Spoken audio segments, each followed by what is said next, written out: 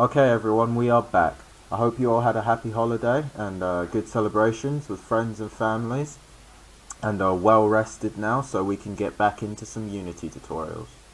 Okay, so in this tutorial we're going to be making shots for our player to shoot. So the first thing that we're going to do is go into the hierarchy and hit create. Now we're going to go to create empty, and this is going to make us a nice and empty game object. If we go to the scene view, we can see that our game object is located there. So let's take them to origin real quick, and the best way to do that is just to reset manually and do that. Now that we have our game object at origin, let's create another object to give us a visual representation of this game object. Because basically, what this game object is going to be, it's going to be the parent for our shots. And right now we cannot actually see anything, not even in the scene view can we see anything. So we're going to have to create something that we, as the player, and the game editor will be able to see. So we're going to go to create 3D object, and let's go to capsule. So this is what's created. It does look a little strange as a shot, so we're going to have to fix up some things real quick. We're going to take it to origin, or we could just hit that little cog over there and hit reset. And now we're going to rotate it along the x-axis by 90 degrees.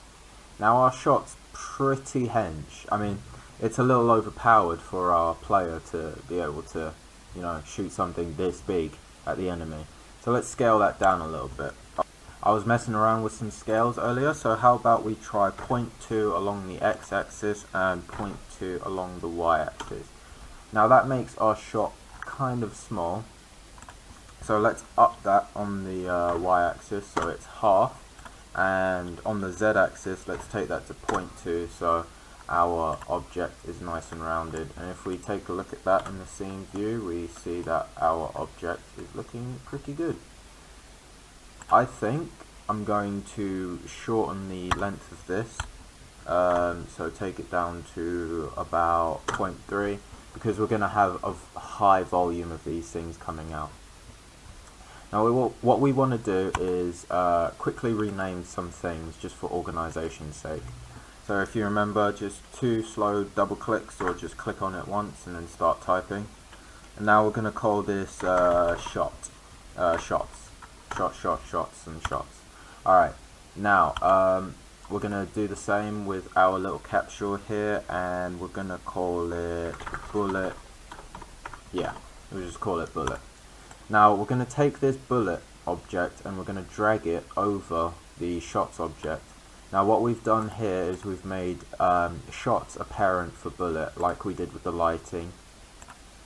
We've just basically done the same thing here.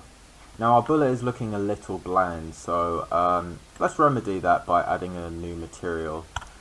This is one that I created earlier, but if we delete that real quick, we can all create a new material together. So we go to right click here, go to create material, and then we have that. Now we're just going to keep it plain and simple, so I'm just going to change the color till I get something that I like. This blue is okay with me. Let's just make sure it doesn't blend in with the background too much, because that would be unfortunate. I mean, we can make it a nice green, a nice puke green, snot green, or a good old turquoise. Ooh, I like turquoise actually. Yeah, there we go. And then once we're done there, we just hit enter to make sure that we save those settings to our material. And let's just call this ally bullet matte. And now what we can do is just drag this material over to our bullet, and it colors our little bullet here. Now as we can see with what we're doing right now, we already have a capsule collider. If I zoom in on the player right now, we can see that our capsule collider is wrapped nicely around, if we zoom in on our bullet, we can see the capsule collider is wrapped nicely around that, so we won't really do anything with that right now. One thing that we want to do is add a component to our shot's parent object. So what we do is just click add component there, and guess what we're going to do? We're going to add a rigid body component, and this time we know better, so we're going to uncheck use gravity. Now this will allow us to reference our game object when we actually prepare the code. If we quickly go back to our bullet object, let's just make sure that isTrigger is set there, and then go back to shots, add component, and now we get into the nitty and the gritty again. So let's call this I don't know, our bullet, and make sure that it's set in C#, and then create and add. Now we're going to see that our bullet script is on the assets level, so we're going to drag that into the assets script, the scripts folder, and then take a look at it in our scripts folder. I've already produced some a test run basically for this, but right now let's build our own script, because as you can see it's not that difficult. So either double click here or click open there to open your script in MonoDevelop. Okay, so this is our sample script which I made a little earlier. So because I won't be able to put it in the description, just take a good look at this, and then I will go to actually explaining what we're doing here. So we're going to get rid of all this MonoDevelop stuff, and we're going to do our nice little brackets again. And the first thing that we're going to create is our public float variable, which will allow us to change the speed of our object, and we're going to end that with a semicolon, and then we're going to go void start, and this ensures that the event that we want to happen will happen at the start of the when the game starts, so that is the bullet being shot.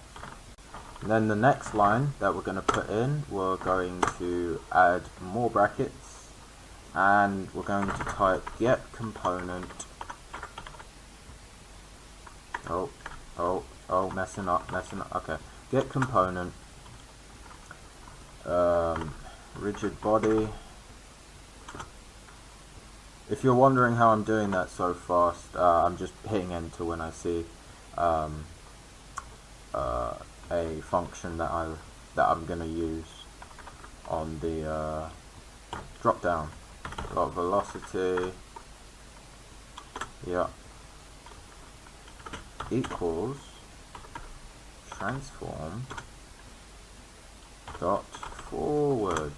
Okay, so basically we've referenced our rigid body component, which we gave to our shots parent game object, and we've said that the velocity of this thing is going to be equal to the transform forward. Now transform forward is basically transform, so I'm taking it, a bunch of you have done maths and stuff, you've done grids and stuff. Transform basically just means move the thing.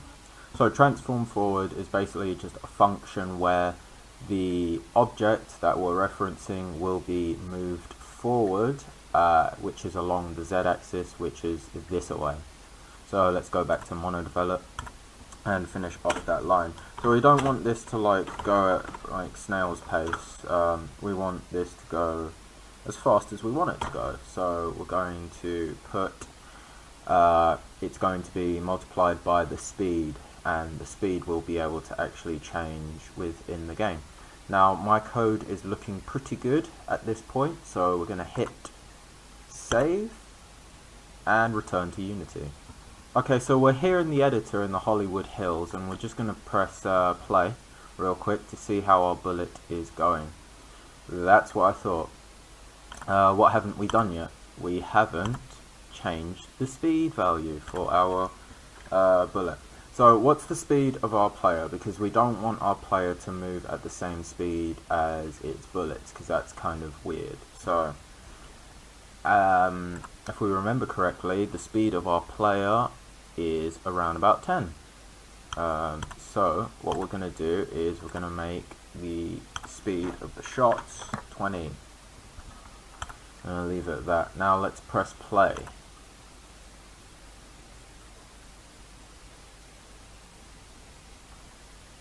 I'm not sure if you saw that because of weird frame rate, but let's try that again. Okay, my frame rate's kind of being weird right now, but we'll demonstrate that our bullets are actually indeed moving up out of the scene view in the direction that we want them. You guys will be able to demo that at home. Now, a little thing that I thought could add a bit of flair to our bullets is duplicating them, so that instead of just one single shot we have a spread shot. So what we're going to do is we're going to hit duplicate, right click on the bullet object and hit duplicate, and then right click again on this and hit duplicate, and we're going to change the position of these along the x-axis. So a value that I felt comfortable with earlier was 0.3 here and minus 0.3 here. So now we've got a nice spread shot. If we play that, we'll see that all of these objects leave the scene as we want them to. They move as we want them to. Now I'm just going to demonstrate this actually happening by removing the shots from the actual hierarchy. So just to make sure that we've got this here, we're going to drag this down to here, and that's going to appear here. Now this is what we call a prefab, because there's going to be multiple of these in our game. So what we want to do is create folder, and we can call this prefabs. We'll probably need a couple of these, so it's best just to have them arranged somewhere. Now if we hit if we click on this and then delete it from the hierarchy, it's deleted from the game view. Now if we hit play and then go to our prefabs folder and drag this up into here, we can see our shots actually exiting at the speed and in the direction that we want them to, which is pretty cool. So that's been it for creating the shots for our player object. Next thing we're going to do is we're going to make it so that our player object is actually going to emit those shots. So if they're on the left side of the screen, the shot's going to, come from them down right to the other end of the screen. You know the sort of drill. But that has been it for this comeback tutorial. I hope you guys enjoyed it. If you did, leave a like, leave a comment. More videos on the way, I promise this time, and I will see you guys later.